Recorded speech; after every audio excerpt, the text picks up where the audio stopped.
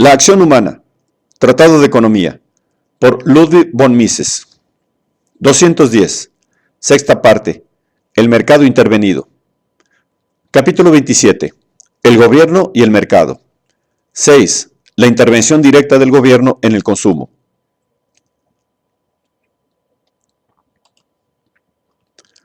Al investigar los problemas económicos que plantea el intervencionismo, no es preciso examinar las medidas de gobierno que pretenden influir de modo inmediato en la elección de los bienes por parte de los consumidores. Toda injerencia estatal en la esfera mercantil repercute indirectamente sobre el consumo. Puesto que altera el mecanismo del mercado, influye forzosamente la conducta y estimaciones valorativas de los consumidores. Cuando el poder se limita a forzar directamente al consumidor a adquirir mercancías distintas de las que había preferido en ausencia del mandato gubernamental, no surge ningún problema especial que deba analizar la economía. No hay duda de que cualquier mecanismo policíaco fuerte y despiadado dispone de poder suficiente para hacer respetar tales mandatos. Al contemplar la elección realizada por el consumidor, no pretendemos, desde luego, inquirir los motivos que pudieran inducirle a comprar A y a no comprar B. Solo consideramos los efectos que en la determinación de los precios de mercado y consiguientemente en la producción provoca la concreta conducta de los consumidores. Estos efectos no guardan relación directa con motivaciones anímicas. Se producen por el acto concreto de comprar A y no comprar B. En la determinación de los precios de las máscaras antigas, para nada influye que la gente se decida a adquirirlas por propio impulso o en razón a que el gobierno obliga a todos a tenerla. Lo único que influye es la cuantía de la demanda efectiva. El gobernante que desea mantener las apariencias externas de libertad, a pesar de procurar seriamente cercenarla, disimula la interferencia directa en el consumo socapa de intervención en la vida mercantil. La denominada ley seca americana pretendía que los residentes en el país se abstuvieran de las bebidas alcohólicas. Pero hipócritamente la ley no sancionaba el acto de beber. Lo que prohibía era, en cambio, la fabricación, venta y transporte de licor, es decir, toda la actividad mercantil previa al acto de ingerir alcohol. La gente comete excesos alcohólicos, se decía, inducida por los fabricantes de bebidas carentes de todo escrúpulo. Pero a lo que realmente aspiraba la ley seca era suprimir la libertad del americano para gastar sus dólares y gozar de la vida a su manera. Las medidas restrictivas impuestas a la industria eran meras consecuencias del objetivo efectivamente perseguido. La intervención directa del gobierno en el consumo, como decíamos, no suscita problemas catalácticos. Va más allá del ámbito de la cataláctica y atañe al fundamento de la organización social y de la propia vida humana terrenal. Si la autoridad del gobernante procede de Dios y ha recibido de la providencia el encargo de erigirle en incontestado guardián de unas masas ignorantes y estúpidas, debe ciertamente reglamentar y vigilar celosamente la conducta de sus súbditos. Este gobernante enviado de Dios conoce lo que conviene a sus vasallos mucho mejor que ellos mismos. Su deber es evitarles cualquier daño que pudieran hacerse si se les dejara actuar libremente. Quienes gustan de calificarse de realistas son incapaces de apreciar la importancia de los temas que estamos abordando. Opinan que se trata de problemas que no se pueden examinar desde un punto de vista que se apresuran a calificar de filosófico y académico. Sus consideraciones, dicen, obedecen exclusivamente a motivos prácticos. Es un hecho que algunas personas se perjudican a sí mismas y a sus propios e inocentes deudos mediante el uso de estupefacientes. Nadie que no sea un puro doctrinario, impulsado por su dogmatismo, se puede oponer a que los poderes públicos regulen el tráfico de drogas. Los beneficiosos efectos que de tal intervención se derivan son evidentes. Pero el problema no es tan sencillo. El opio y la morfina son ciertamente drogas nocivas que producen hábito. Ahora bien, admitido el principio de que compete al gobernante proteger al individuo contra su propia necedad, no cabe oponer ya objeciones serias a ninguna ulterior intervención estatal. Lo mismo puede decirse del alcohol y la nicotina. Pero entonces, ¿por qué la benévola providencia del gobierno no se extiende más allá del cuidado corporal? ¿El daño que el hombre puede infligir a su mente y a su alma no es acaso más perturbador que cualquier padecimiento físico? ¿Por qué no impedirle que lea libros perniciosos y que presencie detestables representaciones teatrales, que contemple pinturas y esculturas reñidas con la estética y que oiga mala música. Las consecuencias que derivan de una ideología social nociva son sin duda mucho más perniciosas, tanto para el individuo como para la colectividad, que todas las que pudieran derivarse del uso de drogas y narcóticos. Y esto que decimos no es, como algunos podrían pensar, mero producto de la calenturienta imaginación de asustadizos y solitarios pensadores. Porque lo que conviene advertir es que ningún gobierno intervencionista, ni antiguo ni moderno, se abstuvo jamás de reglamentar las ideas, las opiniones y las creencias de sus súbditos.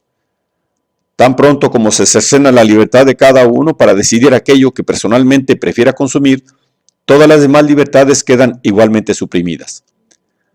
Quienes admiten ingenuamente la inferencia, la interferencia de los poderes públicos en el consumo, se engañan cerrando los ojos a lo que, con menosprecio, denominan aspectos filosóficos de la cuestión. No advierten que de este modo se están convirtiendo en paladines de la censura, de la Inquisición, de la intolerancia religiosa y de la persecución del disidente. Al analizar el intervencionismo desde el punto de vista cataláctico, prescindimos deliberadamente de las consecuencias políticas que acompañan a toda injerencia en el consumo. Destacamos simplemente que empresarios y capitalistas van a tener que aprovechar los factores de producción de modo distinto de como lo harían si actuaran solo bajo los dictados del mercado. No suscitamos el tema de si tal intervención, contemplada desde cualquier otro preconcebido punto de vista, pueda considerarse plausible o nociva. Nos limitamos a preguntar si mediante la intervención se pueden alcanzar aquellos objetivos que los intervencionistas desean conseguir. De la corrupción. Quedaría incompleto el examen del intervencionismo si no nos refiriéramos al fenómeno de la corrupción. No hay prácticamente ninguna intervención estatal en el funcionamiento del mercado que desde el punto de vista de los ciudadanos por ella afectados puede dejar de calificarse o como una confiscación o como un donativo. La actividad intervencionista da lugar a que ciertos grupos o individuos se enriquezcan a costa de otras personas o agrupaciones, lo que no impide que con frecuencia el daño infligido a unos no beneficia a nadie, con lo que al final todos salen perjudicados. No existe nada parecido a un método justo y eficaz para ejercer el tremendo poder que el intervencionismo pone en manos tanto del poder legislativo como del ejecutivo. Los defensores del intervencionismo pretenden que la actuación del gobernante, siempre sabio y ecuánime, y la de sus no menos angélicos servidores, los burócratas, evitará las tan perniciosas consecuencias que desde un punto de vista social provocan la propiedad individual y la acción empresarial. El hombre común, para tales ideólogos, no es más que un débil ser necesitado de paternal tutelaje que le proteja contra las ladinas tretas de una pandilla de bribones.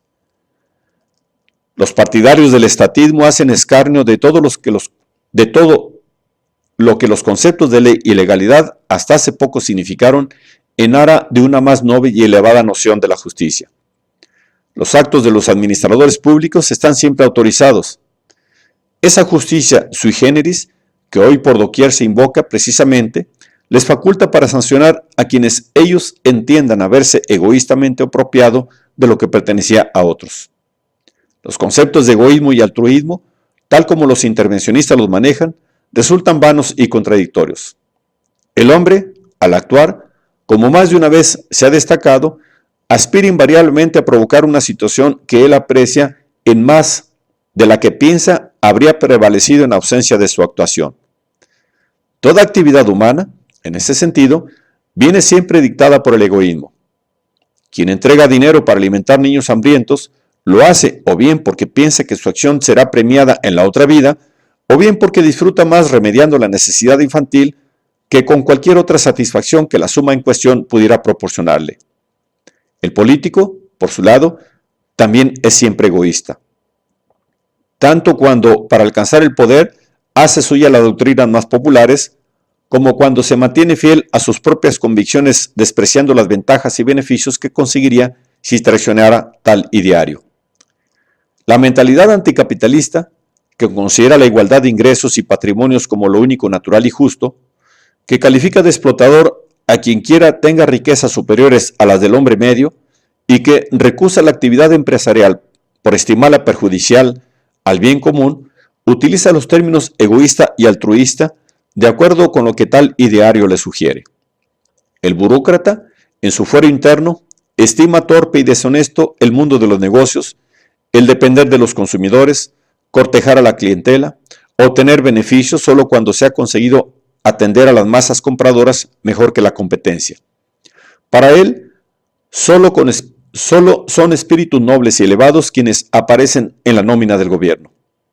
Pero, por desgracia, no es angélica la condición de los funcionarios y sus dependientes, y pronto advierten que sus decisiones, bajo un régimen intervencionista, pueden irrogar al empresario graves pérdidas y a veces también pingües beneficios. Hay, desde luego, empleados públicos rectos y honorables, pero también los hay que no dudan, si la cosa puede hacerse de un modo discreto, en llamarse a la parte en los beneficios que generan sus autorizaciones. Hay muchos campos en los que, dada una organización intervencionista, es imposible evitar el favoritismo. Piénsese, por citar un solo ejemplo, en la cuestión de las licencias de importación. ¿A quién otorgarlas y a quién denegarlas? No existe ningún criterio que permita hacer tal distribución de manera objetiva y libre de consideraciones personales. El que efectivamente se llegue o no a pagar dinero por la adjudicación, en el fondo poco importa, pues no resulta menos recusable conceder sin cobrar nada las deseadas licencias a aquellos de quienes la administración espera conseguir en el futuro particulares servicios, sus votos electorales, por ejemplo. El intervencionismo genera siempre corrupción. Su tratamiento, en este sentido, es tarea de historiadores y juristas.